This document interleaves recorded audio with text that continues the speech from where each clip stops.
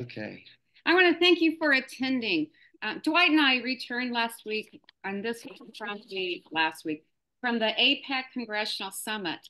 And APEC stands for American Israel Public Affairs Committee.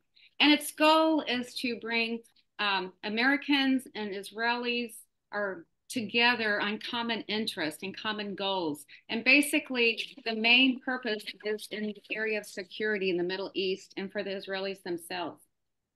At a certain point, they decided and realized that there was more evangelicals that supported Israel in the United States than there was Jewish people in the United States. And so at about 10 or 15 years ago, they started inviting Christians and other groups to their meetings. And Dwight and I have been participating for maybe 10 or 15 years in those meetings. And the reason why we love it is that they have so many speakers on anti-Semitism, BDS, the multi-front wars, Iran, that is just good information. But on this summit, their goal was to have people lobby Congress. And they had speakers coming again from Israel, from the United States, but also the power brokers, so to speak. Johnson came in, Jeffrey, Schumer, McConnell, the ambassador Herzog from Israel came, and Bibi appeared via satellite. But I want to just share some stories with you so you'll kind of know what the mood of the conference was. Towards the end of the conference, there was the CEO of APEC spoke, and he was speaking of the importance of lobbying our senators and congressmen, the importance of supporting pro-Israel candidates. And at the end of the speech, I thought, this man is really power hungry. And I talked to Dwight, and he said, well, Anita, I don't think he's power hungry. I think he's really angry. And I really thought about that. What was his emotions that he was sharing with 1,600 people? And so I want to tell you two different stories that kind of made me realize why this gentleman came away the way he did. And the first one is that they had everyday Israelis come to the meeting and also by video. And this one gentleman said that on October the 6th, he was a young man, life was just normal. And then on October the 7th, he got a call from his commander that said terrorists had come into Israel, that he needed to come down to the border. And he said, as I drove down, I could not believe the devastation. And the closer I got, I could see the burnt cars. And he said, and then it hit me. I was smelling death of Auschwitz. And I will never forget that smell. And there's no turning back to my normal life. And the second story was this young woman who had grown up on one of the kibbutz along the border, and her family had been there for 3 generations. And on that night, she wasn't in the kibbutz, but outside the kibbutz in another area. But her father, her mother, and her brother were in the kibbutz. And the mother and father was killed, and the brother had hid underneath a bed for 7 hours, surrounded by his parents' blood until he was rescued. And she said as she found her brother, she hugged him, as tight as she could. And when she brushed away things off his clothes, she realized that she was brushing her mother's teeth off of her brother. And that is the way that they are terrorized the people in Israel. The Jewish people in the 1900s all over Europe couldn't own property. They couldn't have certain professions. They were locked into a certain way of life. During the pogroms, they couldn't defend themselves, their wives, their children. During the Holocaust, so many of them, 6 million died. And these same people went to Israel. They developed a country that became very successful. They were refugees, but they built a country that has a thriving economy, cutting edge technology. But on December 7th, all of that security was just wiped away. And they are traumatized. So when I think back to that speaker, what I really decided I heard in him was the resolve that it will never happen again to the Israelis. And part of that resolve has resulted in Israel being united like they've not been united since perhaps 1948. when they became a reborn nation. There's a slogan right now in Israel. It's also a popular song. It's Yachad Nenatziach, and it basically means together we will win. And this slogan is on. They've put it on grocery shopping bags. They've put it on bumper stickers. It's draped from high-rise buildings in the high-tech centers all across Israel. It's even there. The this message, "Together we will win," is even in the Department of Transportation signs above freeways that says "slow down" or you know detour ahead. This slogan is all across Israel, and it's just an example of how the country is being unified. Um, you know, Israel, when although the public face of Israel right now is Benjamin Netanyahu, that's who typically we're seeing on television. World leaders are meeting with him. On the day afternoon of October 7th, something happened in Israel that I don't know really happens in other countries. Certainly, I don't know if it happened in our country. Um, all of Netanyahu's opposition parties came together and they formed a unity government. And so, while Netanyahu is the face of this government, it's not his party any longer that's leading the government through this crisis. He's been joined by every opposition party in Israel has joined the unity government to get them through this crisis, including the Arabic party, the very far left parties, the far right parties. Everybody is in this unity government, and when you see decisions being made by the IDF to go into this area of Gaza or to respond to Hezbollah in this particular way, it's being made as a joint decision by all of these people that are representing their constituents. They're all part of the government now, a unity government. That's another example of the unity. The October 7th massacre um, affected primarily the Jewish population. The vast majority of people that were slaughtered that day were Jewish citizens. But the Hamas didn't just kill Jews that day. They killed Arab Muslims. They killed Bedouins. They killed, that live in tents in the southern area. They killed uh, they killed the Druze community that were there or that were serving in the IDF. They killed Christians that day. They killed a cross section of Israeli society that day, and that's just one reason that the country has come together. Muslims make up 20% of the Israeli population.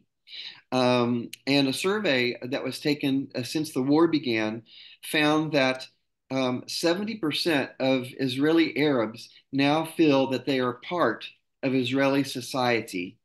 That's Mm. what this war has done. And so if Hamas thought that they were going to capitalize on the protests that happened a year ago over the judicial reforms that were going to take place, you saw people out there protesting on either side. If Hamas thought that they were going to capitalize on that division, they miscalculated. What they actually did was bring all Israeli society together. Another example of that unity is in the IDF, the Israeli Defense Forces. Of course, as you know, in Israel, once you graduate high school, you must serve. Men serve 3 years in the military and women 2 years. Now, there's exceptions for this. If you're part of the ultra Orthodox community, you're exempt. If you're a Muslim, you're exempt. If you're a Druze community, you're exempt. If you're a Bedouin, you're exempt. Israel only requires their Jewish citizens to participate. And so, what's interesting is that since October 7th, you've seen a record number of volunteers from the Arab community, from the Druze, from the Bedouins joining the IDF because they know what they have in Israel. They know that they have something in Israel that is not replicated anywhere else in the Middle East in terms of their freedom. This is Uh, 6 months ago. and so, what's interesting is You um, mean it in the, started in the 6 months? days after October the 7th. in the days after the attack, Israel needed all their reservists to come back into the military. And so they had a goal. And so that goal was met by 150%. And we have more people that are joining us. So their goal was met by 150%. They have so many. You may have seen pictures on the news. The freeways were backed up for miles and miles all across Israel from Israelis, young men and women, driving to the military ceiling fan. to report for duty. And so it was just See my finger? an amazing um, sign of unity. Now, in terms of how big Israel's current military operation is, Israel is a small country, 9 million people. Right now, between the reservists and the regular IDF military that they have serving, they have 560,000 people serving right now in the Gaza and operation, as well as up north, fending off a potential attack by Hezbollah. Now, to put this in perspective, 560,000 Israelis serving in their military right now is equivalent to all the people proportionately that served the United States in the military in World War II. So you can see how Israel has really ramped up their entire society, their entire economy has ramped up and has been affected by this call up of all their reserves to serve and defend them because they do think that this is an existential threat. Another interesting thing is that I said earlier that the ultra Orthodox, they typically don't serve. They've been given a waiver years ago, maybe 50 years ago, they were given a waiver to for the required military service in Israel. And so that expanded today so that most ultra Orthodox Jews, Jewish men and women, do not serve in the IDF. And the ultra Orthodox community, they're having children at a much faster rate than as Israeli Jews, Arabs, or others in the country. And so what's interesting is because they're having so many children, 15% of all 18-year-olds in Israel today are ultra Orthodox. So 1 out of 6 18-year-olds that should be going into the military to help defend Israel is ultra Orthodox, and they're not going into the military.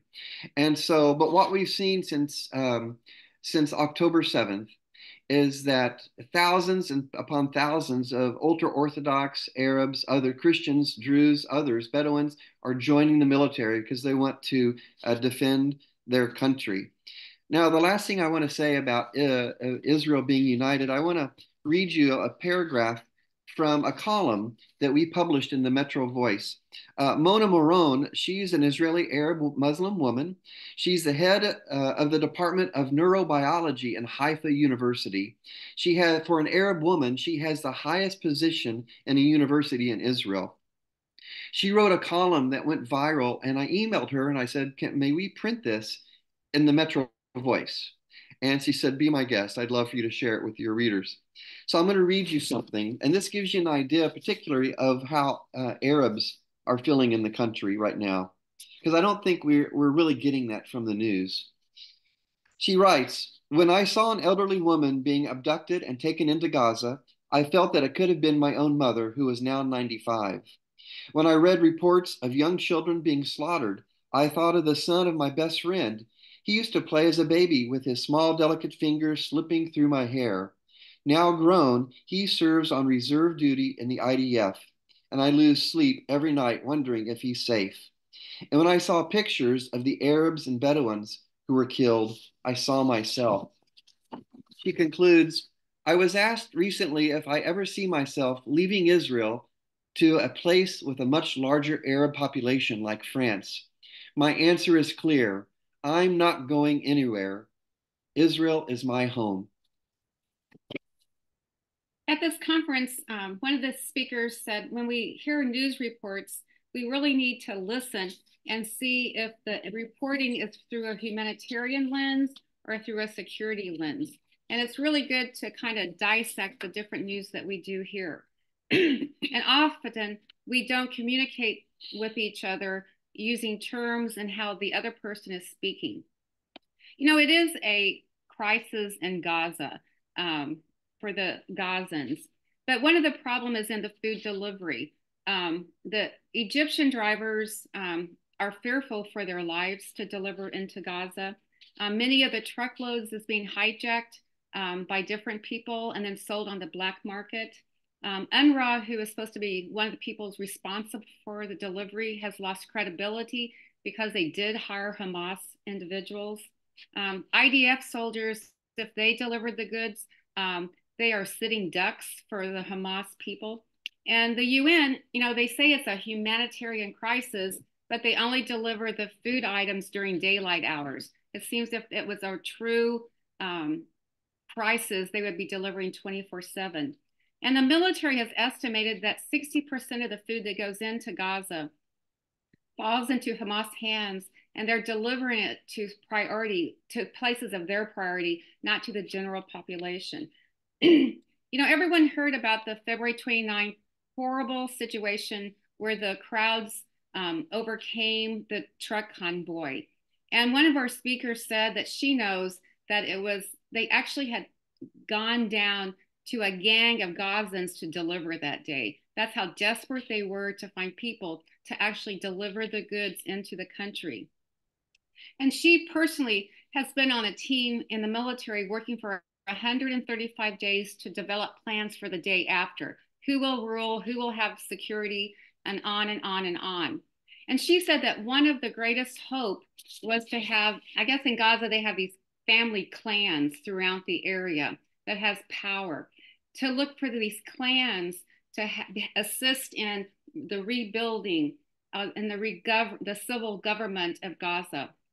And just this Saturday, in the Times of Israel, it was reported that one of the clan's leader and 10 of its family members had been killed by Hamas because they had volunteered to possibly fill that gap and help with the civilian government in Gaza. You know, when I first heard of the pier and that President Biden was going to have in Gaza, it was kind of like, huh?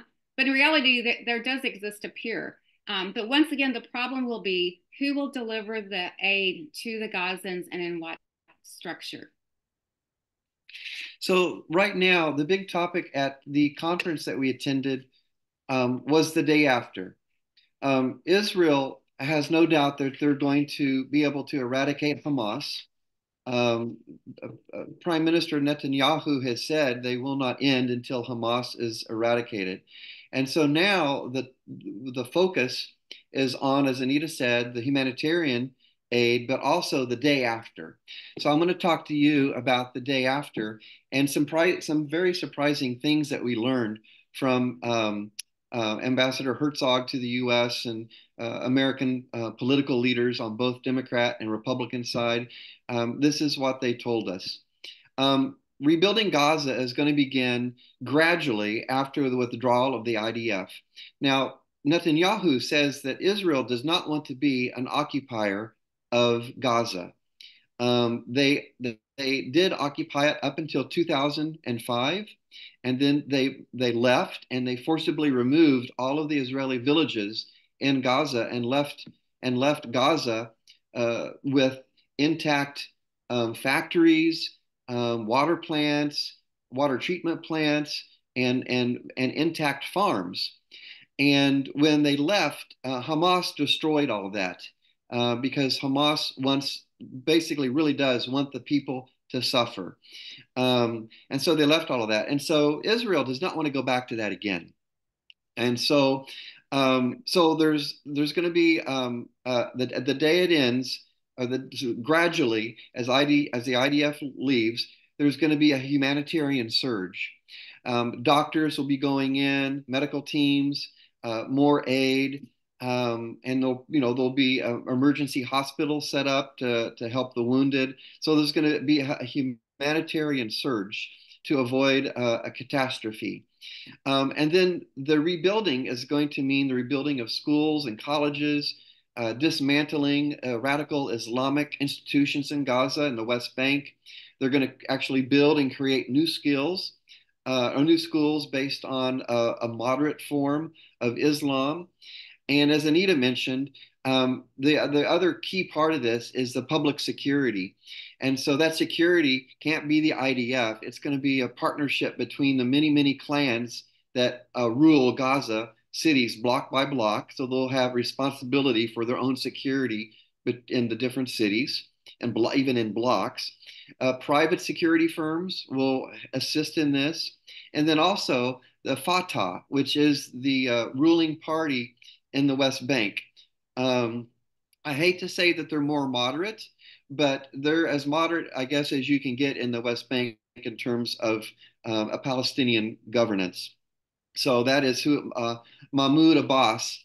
He is the president of the west of the Palestinian state, and he's the leader of Fatah. So that's gonna be the humanitarian surge. But one thing that we were told is that Israel needs a partner.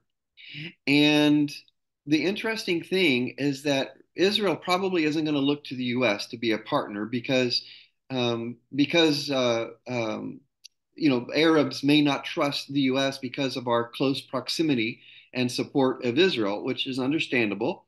Israel is our ally, and so Saudi Arabia has offered has secretly offered Israel support. Saudi Arabia does not have a peace treaty with Israel. It's not one of the four Arab nations that signed the Trump-Abraham Accords, which were historic and a game changer in all the Middle East. Saudi Arabia has told Israel privately that they want them to destroy Hamas, and then Saudi Arabia will go into Gaza and rebuild it. And when they say rebuild, they don't just mean the infrastructure, the roads and the water and the buildings and rebuilding the mosques. They mean rebuilding Gaza's society from the ground up that is not based on Hamas radical Islamic jihadist ideals. So Saudi Arabia has been fighting this radical brand of Islam since 9/11. And I'll just go into 9/11 a little bit. That really does play in to the Hamas attack. About 40 years ago, 50 years ago, Saudi Arabia, as it was gaining its oil wealth, was realized that it could have a lot of influence on the world stage. And they wanted to be a westward looking country. And so they built what's called madrasas all across the world and in their own country. They were Islamic schools, and they followed the crown princes and the Saudi royal family's brand of Islam, which was Wahhabism. And it's a strict form of Islam, but it's not a radical form of Islam, if that makes sense. And so they built thousands of these madrasas all around the world. And then in the 1980s and 90s, radical Islamist clerics took over many of these madrasa schools all around the world, including in Saudi Arabia. And if you remember, 9 of the 9/11 hijackers were Saudi Arabian. They were all trained by these radical Islamist schools. And so after 9/11, Saudi Arabia realized that what they had meant for good, just to project Saudi Arabia's influence in the world, had been turned into bad, and that the schools had produced 9/11. And so this radical form of Islam, which is a breakoff, took root in Egypt, it took root in Iraq, in Syria, and many other places. And so Saudi Arabia a few years ago realized that it was going to be an obstacle for them to take their rightful place on the world stage. And so they invited 500 of their own royal princes, government officials, their Islamic clerics to like the Riyadh Hilton, a very nice hotel in Riyadh, Saudi Arabia. And instead of going there, which they thought they were going there for a banquet, they were all arrested. And most of them are still in jail today. Saudi Arabia is trying to rid their own kingdom of this Islamic brand of jihad that is wreaking havoc across the Middle East, including now, as we see in Israel with the October 7th attack. And so Saudi Arabia is telling Israel, if you will accept a pathway to statehood for the Palestinians, then we will come in and fix the problem on the ground. And so Israel is a little bit nervous, as you can imagine. Uh, Saudi Arabia, which has already invaded Israel multiple times, is asking, can they be on the ground in Gaza?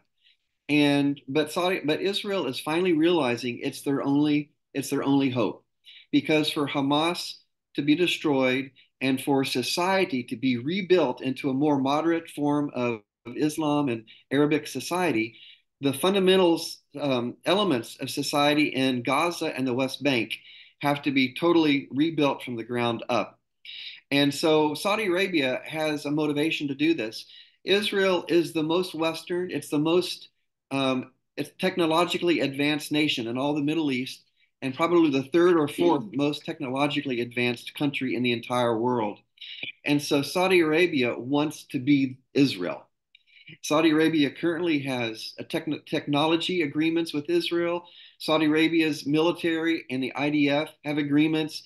Their Secret Service, their Mossad, and Saudi Arabia's intelligence departments, they share information on terrorism and what their common enemies like Iran are doing. And they also share efforts in terms of humanitarian efforts. So Saudi Arabia wants to fulfill their dream of becoming a fully Western nation, and they see the path to doing that is full cooperation with Israel, and most likely, possibly even this year, a peace treaty with the state of Israel, which would be mind-blowing, because they say if a peace treaty between Israel and Saudi Arabia becomes a reality, there could be a dozen other Arabic or Muslim majority countries that would follow suit and then sign peace treaties with Israel. Doesn't mean that Israel still won't have enemies. It still has plenty of enemies like Syria and Iran. But Saudi Arabia is a leader of many of these countries. And if they do this, then a lot of other countries will follow suit. So Saudi Arabia wants to build the society not just in the West, not just in Gaza, but it's also going to happen in the West Bank. Right now, let's see here. Let me get my notes. There's 132 seats in the Palestinian Authority's legislature in the West Bank, which Anita and I and most Israelis refer to as Samaria and Judea. Its biblical name, but the world has called it West Bank. And so I'm going to refer to it as the West Bank for now. So there's 132 seats in the Palestinian legislature. Fatah holds about 27 seats. The Islamic resistance holds 74 of the 132 seats in the West Bank.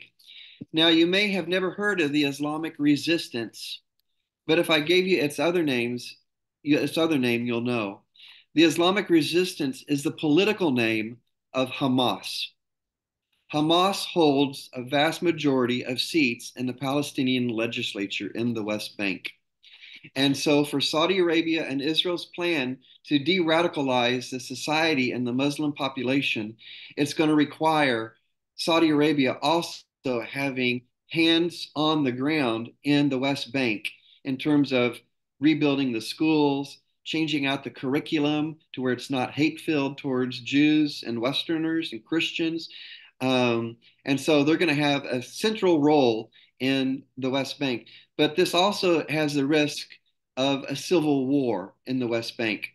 There's 8 parties right now that are members of the legislature. As I mentioned, Fatah and the Islamic Resistance, Hamas, are the 2 largest. The other 6 parties have 1 or 2 seats in the legislatures between them.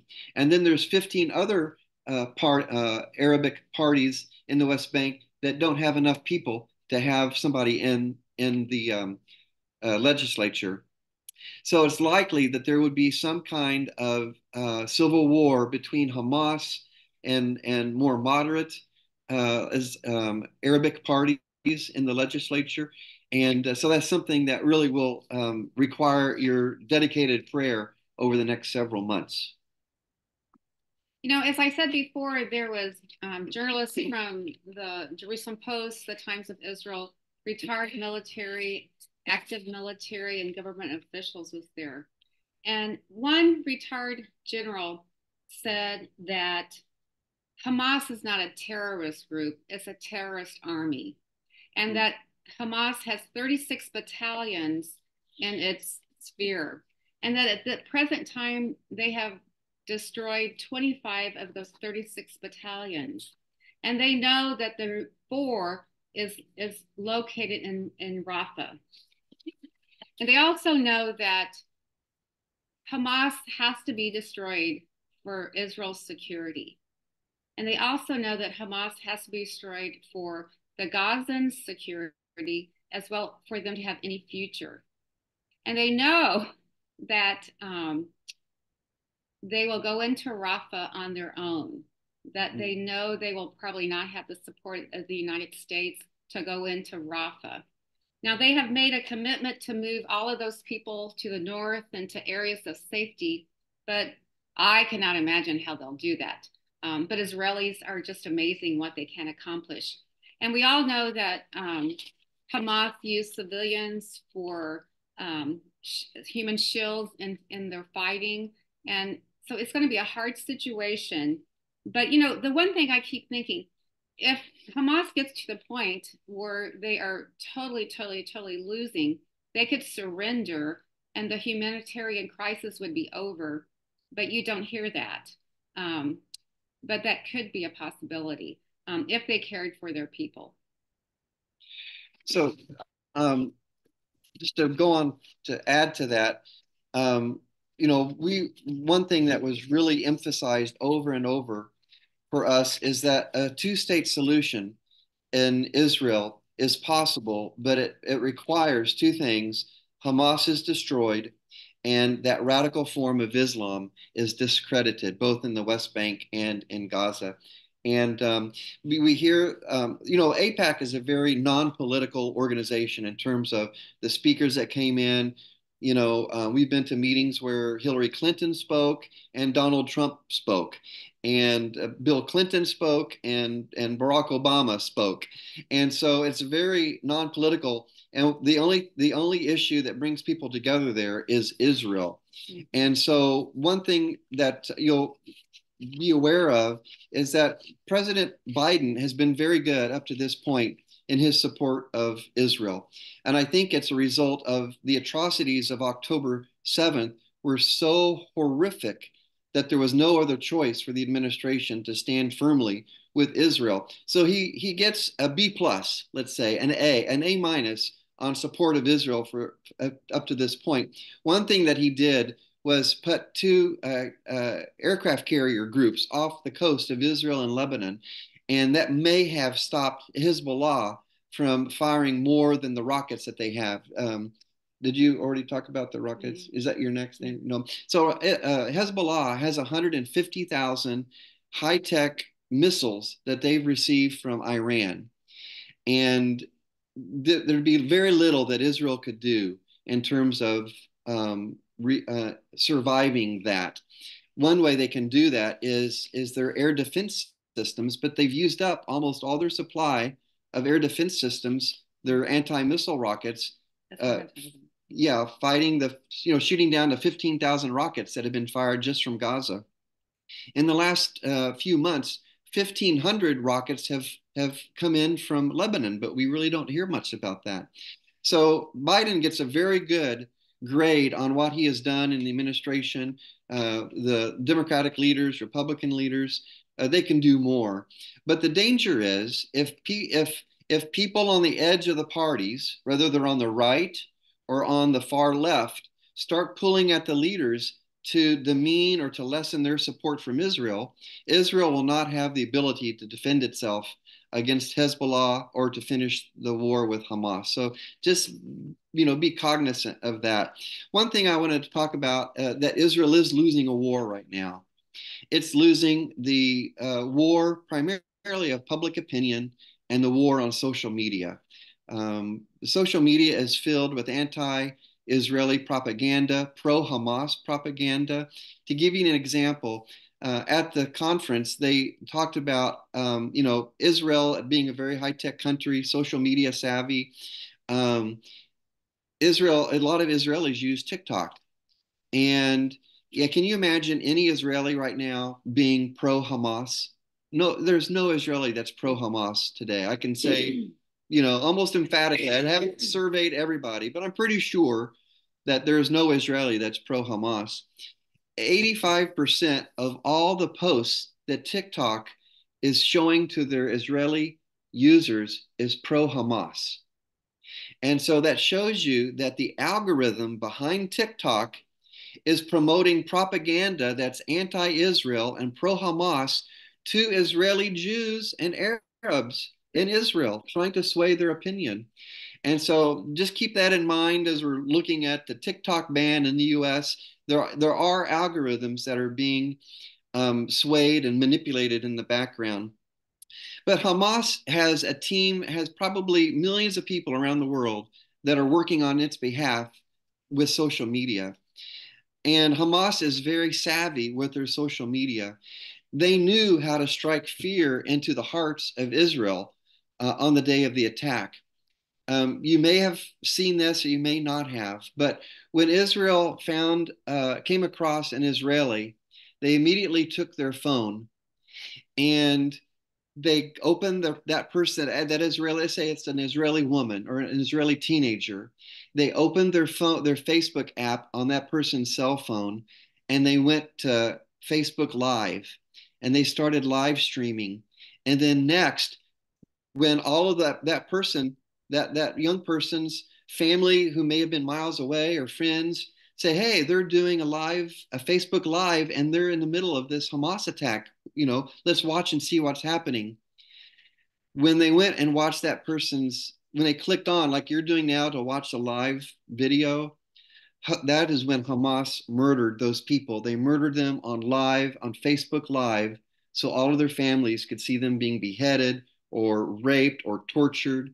And you can imagine what that did to those families of the victims.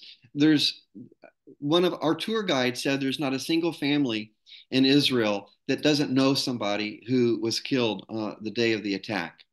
Just 364 young people alone at that peace conference or that peace concert were killed.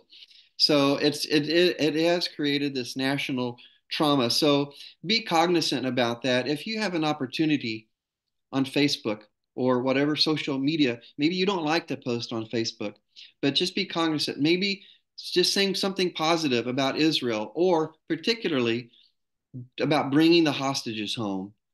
That's what we need to do. We need to get the hostages home. You might consider just, saying, something on the hostages, keeping people aware that there's still hostages, and 8 of the hostages are American, and we don't hear a lot about that.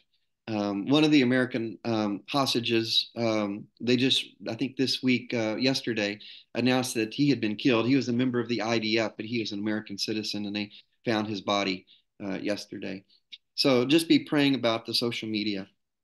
When we were there, and we would have all 1,600 of us would eat our meals together, and we would go into this huge ballroom, and there was, buffets all over the place, but the only tables were for 4 people. Only 4 people could sit together. And that was the best thing of the whole conference, because we would go in and we would sit down and people we didn't know would sit with us, different Jewish people. Or we would join a table that was already of 2 people. And and in our conversations, it would eventually get to, well, what do you do? And we would say that, well, we own a media company, we have a Christian website. And for just a moment, those people's eyes would get very glassy and they would just look at us. And then a moment later, they would say, thank you. Thank you for coming. Thank you for supporting Israel. And I just felt that their eyes showed that they felt so alone, mm-hmm. that no one was for them. In another situation, we went to lobby our senators, and we did Holly with a group and Schmidt with a group of about 14 people from St. Louis that were all Jewish.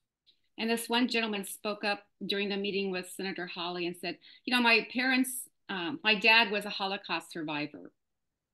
And I have lived in America all of my life. And this year is the first year that I experienced anti-Semitism. And while we were there, also, there was some college students, and two students, especially from Cornell and USC, said they had never experienced anti-Semitism again, ever, until this year. You know, I talked earlier that this conflict is seen through the eyes of humanitarian needs or through a lens of security. But to me, I also see it from the viewpoint of how does God see this conflict? You know, what's his big plan? Where is it going? And how does he see it in his plan for all of us? And so I really think, you know, I don't have the answers. AIPAC doesn't have the answers, but I know that we need to really pray daily for the leaders of our country and for the leaders of Israel and for the military people and for the Gazans, that the right decision will be made. And because this is an organization, AIPAC, where it wants to influence security issues, they asked us to really be aware of the legislation that's going on right now. And it really made me think, my senator and congressman, my president, do they make their decisions based on policy, or do they make their decisions to vote yes or no on the political situations in their community or in their elections, upcoming elections? But there's two main areas they wanted us to be aware of and to ask us for support. And the first one is the $14.3 billion aid package. You know, the military speaker said that they're at the point now where they're rationing their munitions. Their goal is to always use the highest precision munition in combat, that they use the right tool to fly in a building, to fly in a window, I hate to say this, but to kill a person, where instead of using indiscriminate bombs to bomb a whole building, but they're getting to the point where they're having to ration their munitions. And so they asked us to urge our senators and representatives to find a solution to this $14.3 billion package of aid to Israel. The House has passed it twice as a standalone measure, and you know the Senate has passed it in a bundling with other aids to other countries. And they're asking us to contact our senators and representatives. And the other area that and I just want to say that 80% of that aid is returned to the U.S. because they're using it to purchase American military equipment to help them in their struggle. So we're just not giving them cash. They're using it to turn around and purchase military equipment from the U.S. government. And also the other area is Iran. You know, the funding for Hamas, Hezbollah, the Houthis are from Iran and different terrorist groups in Syria. And the Houthis is something that we mutually are feeling the pain from in the shipping being bottlenecked in the Middle East. Iran sees us as the big Satan and Israel as the little Satan. They do not like us.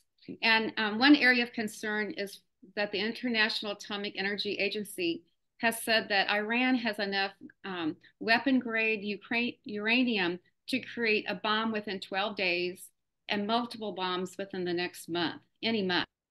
And so that is something of concern to us. Now, we do have sanctions on Iran, but it seems like we are not good at sanctioning them. It's estimated that they earn $150 million daily from the sale of sanctioned oil. And that money is going to fund Hamas and Hezbollah. And most of that oil is going to China, which has their fingers, you know, throughout the world.